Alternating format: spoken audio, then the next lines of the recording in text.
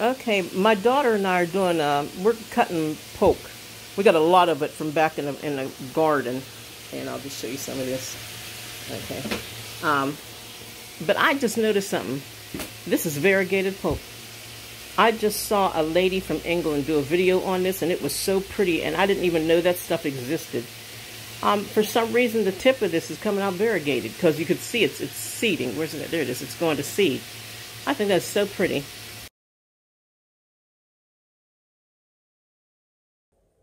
This is a video on how to can polk that you have most likely in your own yard.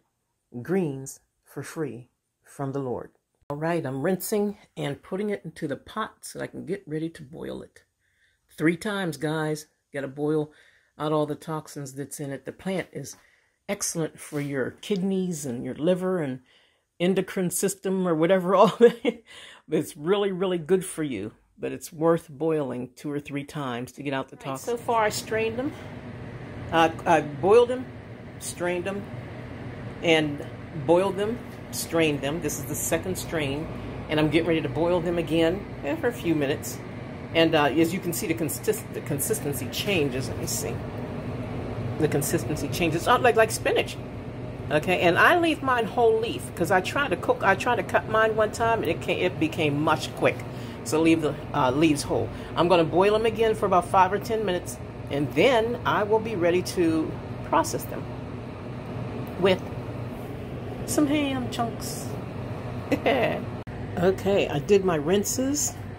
I boiled 3 times, and then you pour it out. If I can do this with one hand. Let's see. Yeah. Empty it. Pour it out.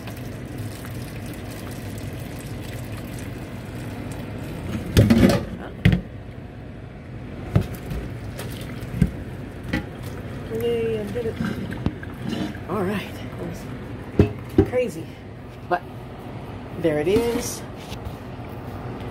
All right. A couple of leaves in here. Now I'm going to can it with the ham. I just want to show you guys something. These were full of water. Okay, I have the polk in there. I have onions in the bottom. Then I put the polk in, pretty good bit. And then I put the ham in, and then the garlic on top. And I noticed this was full, and the water wasn't dropping. This is the purpose of deep bubbling, especially for something like this. See, the onions, what's happening is the onions is capturing all of the air in the bottom. And as soon as I did this to the first 3, see the air coming up from the onions? Okay, I had left 1. See, that's high. It's higher than the other 3. I left 1. That's because the water didn't go all the way down through yet. And when it does, see the bubbles coming up? That is the purpose of debubbling, because there's water in the bottom of the jar. And that, see, some people don't debubble. Look, now see how the top looks now? Just like the others. Some people don't debubble, and then they wonder why my jar busted in the canner.